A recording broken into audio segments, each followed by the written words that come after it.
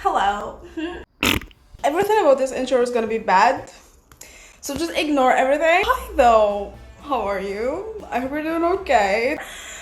We are going to spend the week together reading self-help books. Yay! Now, the self-help books that I'm going to read with you are mostly going to be rereads. I am going to introduce maybe one or two new reads, but I know for sure that I'm going to do two that I have already read. But when I read them, I was very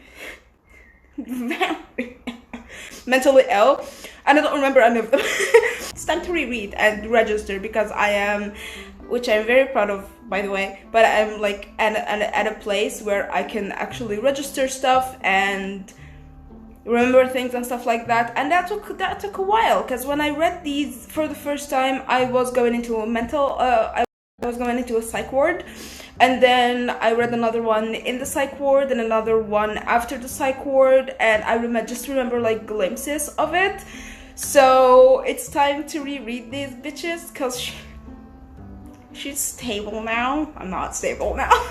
Already some annotations in here and stuff like that, but I do not remember because, like I said, I was unwell. Feel the Fear and Do It Anyways by Susan Jeffers, PhD. She's not gonna love her. The back of the book says, is there something holding you back from becoming the person you want to be? Fear is all around us, from having a tricky talk with your boss to facing up to a problem at home. Everyone has worries and fears that can stop them progressing and reaching for the things that they really want in life. The simple life-changing exercise in Feel the Fear and Do It Anyway will teach you how to turn anger into love and uncertainty into action. Grab yourself a cup of coffee or something healthier,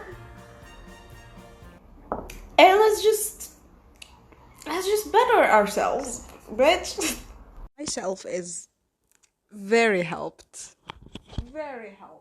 I finished. It was a very quick read. It just took one sitting. I loved this so much, like way more than I thought I would, and it just gave so much more than I expected it to give. So it is split into a lot of different parts and a lot of different chapters. Every chapter is subcategorized into different parts, a lot of different parts under it, and it made it extremely knowledgeable and extremely articulate. First chapter is called What Are You Afraid Of and Why, and it basically is split into different levels of fears. I know that some fear is natural and healthy and keeps us alert to trouble. The rest holds us back. It stops us growing and is out of place and damaging, and I like that because it doesn't just demonizes the feeling as a whole. It goes on to a lot of that afterwards, especially some of the later parts where it talks about losing people, grief and stuff like that, and how okay it is to feel those things and how it doesn't demonize them, how we need to work through that rather than ignore it. And it's something that I have struggled with a lot. I've lost a lot of close people, and the most recent one was the death of my father. Like, it's a very close grieving experience. It's not, you know, it's very close, and because of BPD, I dissociate. Even through the slightest things, I can have a conflict with a partner, conflict with a friend, and I immediately would just say okay and dissociate and just not feel anything, and then that would all resurface again as anger, as rage, and I would split, and it's just a hellish cycle. And it helped a lot reading the last parts, and I read them over and over again. I marked them, and I know that I will read this again a lot, and it just helps, and it's just well put. It's so succinct, and this is a quick reads version, so it is succinct from the original version, but again, it works great. It subcategorized fears into 3 different levels. So for example, we have level 1 fears that are fears that happen, and on another side, fears that need action, through exercises to differentiate between stuff that we feel that we can actually change and stuff that we feel that we can't. And that is something that I love so much, and I do practice religiously, and I try continuously, and I try to do it daily. I try to do it consecutively. I fail most of the time, but still I go back to it, which is something that I'm very, very, very, very, very proud of. For example, sobriety is something extremely difficult, especially when going through an episode while splitting, as a form of self-punishment, even if it's not an innate need, even if it's not an innate desire to actually break the sobriety, to actually break the what's the word, the clean strike. Oh, please don't break, please don't. Like, I'm begging you to not break. I'm so tired to fix you now. Okay, we're good. Differentiating between things that you can actually change, things that are in your control, and things that aren't, is something that we don't even think about. Well, most of us don't even think about, but we should, and I've learned to do that. Level 2 fears have to do with the inner states of mind rather than the things happening to you. They reflect your sense of self and how you deal with the world. Some of level 2 fears can be being tricked, being helpless, being disapproved of, losing your image or idea of yourself, failing, being at risk, being rejected, and even succeeding. And again, from a personal point of view with BPD, sort of the source of it all is a huge fear of of abandonment, of being abandoned. Seeing that, things that I feel and deal with on a daily basis, written down from someone else's perspective and validated, is helpful. Spoke a lot as well about victimization and how comforting the cycle of victimization is. It's difficult to accept the fact that you are the cause of the feelings that take away your joy in life. The cycle of victimization is incredibly comforting. Like an addict, for example, you reach a place where you don't want to do this, but you do it anyway as a form of subconscious self-punishment, form of familiarity and comfort, because you know how it feels being in that certain state of mind, certain state of living. You know how it feels, you've been through it, and you trust yourself to be there comfortably because you have been there comfortably before. There's a quote that I loved, and it said, "We fed each other the misery we were clearly enjoying, and we always got to be right." In that state of mind, if you constantly surround yourself with people of the same dire mentality, you both feed yourself this desolation, because you are right in that desolation. No one can tell you, hey, this trauma you felt, you've experienced, and now you're reacting to, you're not right in feeling like this. And meeting people in the same mentality and constantly feeding yourself this desolation, this misery, it is binding and it is familiar, and it creates this cycle of complete depression and isolation. On the other hand, meeting people that know the familiarity of this trauma and know the familiarity of the way your brain works and stuff like that, but still find hope in it and still find the positive things in it, even though that can be difficult to do. We don't want to accept that something positive can come from something so freaking negative, but it is true and it is what it is. So yeah, I love that quote. Allow yourself confusion as you search. It is through confusion that you finally come to see clearly. Every chapter I loved, and every chapter and point I found extremely important. I liked it a lot, and again, I would recommend this to absolutely every single one at every single age. The author too shared a lot of personal stories with her husband, with her son, and I found dear and wholesome, and I found them very educational in simple terms. And she is a professor, she is a teacher, and she shared a lot of stories about her students that I again found very helpful and very educational. Next, I'm going to be reading a book that I also read before, but I don't remember, and it is called Fish. Look at the way I used to annotate. This is when I read it, when I first got it. Again, from my friend Penny. Thank you, I love you so much. I just saw again, I not only annotated this far off, but I highlighted it. Like, now I just use pencil just because I want to preserve the book, right? But I highlighted it. Who was she? I don't know the bitch. I don't know her. I kind of have conflicted feelings about this one. I don't know how I feel about it. It was such an easy read. However, because this is leaning on fiction, it's kind of leaning on fiction. The writing does, I don't know, matter more to me at least than if it was non-fiction. And to me, it just didn't get there. Like it was lacking. The writing itself just was lacking. Also, the story is cute, but the way it was done, it just like, I don't know, it like didn't feel smooth. Smooth between like the non-fiction aspect of it, the fiction aspect of it, sorry, and the self-help non-fiction aspect. So we are following Mary Jane, who starts a new job 2 years after the loss of her husband. She's a single mother now, a mother of 2 children, and then she gets assigned to work at this 3rd floor that is considered a toxic energy dump. And then she stumbles upon the famous pike fish market that is in Seattle. It's an actual place, and it's known for its energy and how positive it is and how just good it feels to be there. And she sort of gets these lessons from someone named Lonnie. Yeah, we meet a fishmonger, a fisherman, and I love fishermen, by the way. I don't know, something about fishermen is just so attractive to me.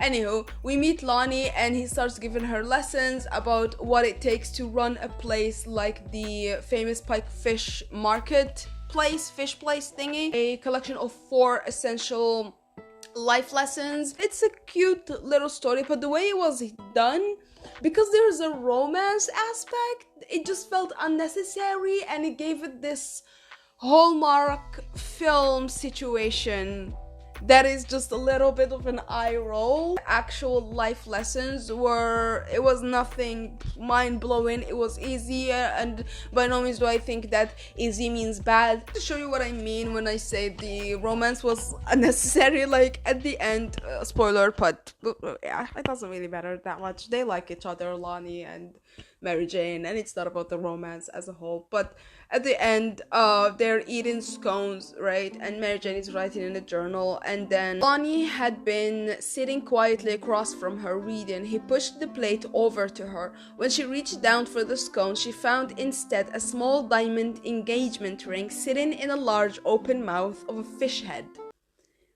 That was so so unnecessary. Like, ew, that was so unnecessary. And I don't know if that makes, like, if what I'm trying to say is translated, but that's what I mean, that it's, most of the romance was just unnecessary. I don't know, but it was okay. I rated this one a 2. It was alright, and it's such an easy read. And yes, it does have some good moments, and it does make some good points, but as a whole, it's just lacking in both parts, like the fiction part and the self-help non-fiction part, and combining them together was just a little off somehow. I don't know. The fish philosophy, though, it's very cool. Like, it's not something so out of the blue and something we have never seen before. I like the fish philosophy, and it's something that is good to actually take and implement into your daily life. I have a lot to share. So, after last time I saw you, I actually finished 2 books, and they're both really cool. Did I think I'm gonna love a non-fiction self-help book as much as this? No. So, I've read Why Has Nobody Told Me This Before by Dr. Julie Smith. Now, I was introduced to Dr. Julie Smith via YouTube Shorts and TikTok. How did you meet your therapist? Oh my god, I found her on TikTok. And I like her approach to teaching things and to making us understand certain stuff. That she does a more of a practical approach, which is good. And actually, for neurodivergent people, well, most neurodivergent people, it's the best way to explain stuff, as most of us find it difficult to understand things in words. Well, I do. I don't know about everyone. I liked it. I really liked it. It talks about absolutely everything, on grief, on stress, on anger, on everything, feeling anxiety and stuff like that. It doesn't go in depth, which is okay. I guess it's more of an introduction to all the subjects, like a pointers to the subjects, and at the end of each chapter it gives you different exercises that you can do and stuff like that. I liked it. It was detailed, not super detailed, but it was detailed enough. It was informed and educational and so easy to just, you know, understand for everyone. It was a meld of actual professional advice and normal stuff that you would find googling. I expected a little bit more, not gonna lie. I expected something more in-depth, like more professional and stuff, but I understand why it wasn't done in that way. I did get a little boring at the end and a little repetitive, as I don't know, like by the end of each chapter they would give us advice and they would give us, you know, exercises, and just by the end I noticed that they were all kind of the same thing. Well, not all of them obviously, but a lot of them were close enough to be sensed as repetitive, which I didn't like, because there were more options to be given. I understand that an exercise can help many things, but I think from a licensed therapist there would be more options to provide readers, as a lot of us can't get professional help or are ashamed to you know, reach, and you know, our only hope is reading books and watching videos and stuff like that. So I think there was more to be given. I also found that it simplifies things that if you dive into them can get very complicated, which I liked a lot because it makes it more approachable for a lot of different people. However, I read this digitally and it just gets a bit boring reading it digitally, and also because of the exercises that it gives us, a physical copy would have worked best, as a lot of the times you would need to see certain things and you'd need to interact with certain things and write on certain things and stuff like that, and it just was not really doable digitally. I mean, you could stop and get a little notebook and do those, but I don't like doing that at all. It just puts me out of the reading mood. And then I read another book, and this one is the best. It's the best out of all of them, and so far in my entire life I've read one self-help non-fiction book that I loved so much, which is this one, Dealing with Childhood Trauma. I loved it. It was so short though, but I wished it was longer. I wished it didn't end. I wished it was an actual book, and this fulfilled everything. So this is called Change Your Life with CBT: How Cognitive Behavioral Therapy Can Transform Your Life by Corinne Sweet. I took my time with this, okay? I annotated a lot and I've done all the exercises in it. I love this one so much. So it is split into different parts. I think there was 10 different parts, and the first part was just an introduction to CBT, but the way that it's split and divided is very approachable, very helpful, very simplified, and in a way that just makes it doable for everyone, and I love that so much. And after doing all of that in chapter 1, we know more about CBT, we know more about ourselves, and we know how to dissect an issue, whatever size issue is, whether that is from personal matter, being heartbroken or grieving a father or dealing with a borderline personality disorder, split episode, or psychosis or anything like that. I don't think this would help with psychosis, having it myself, but other things I think it would be a great help. It also has a huge section on dissecting your own thoughts and learning what your NATs are and what your CBs are. So those basically are negative automatic thoughts, dysfunctional assumptions, and core beliefs. Wow, core beliefs. That's nice. That's a nice imagery while I'm talking about something serious. You know what I mean. Anyways, core beliefs, and that viewpoint oh my god, I can't sleep, I'm sorry, I'm tired. That viewpoint is like a revelation to me, and I know that's gonna be something helpful to a lot of people. So if you can't get it, just look into NATs and CBs and DSs and stuff like that, how to dissect them and how to recognize what your CBs are, how to use your NATs to get to your CBs, because that helps a lot. Dissecting the issue can help in treating it differently and viewing it differently, and viewing it as something that needs healing rather than something that you should hate about yourself or something that one should hide and stuff like that. So that would help a lot. You also have a lot of like exercises schedules and exercises tablets, exercises pages and stuff like that, and it's very interactive. I love an interactive book. I know that I'm gonna be dipping back into this again and again. I've already, like, I'm keeping it at my side table. It does though ask you to take a look at yourself and to check, actually physically check, mark everything that can be wrong with you, and some of it may be triggering to people. I don't know. It had a section about anger at the end, and I have a lot of anger issues because of my split episodes.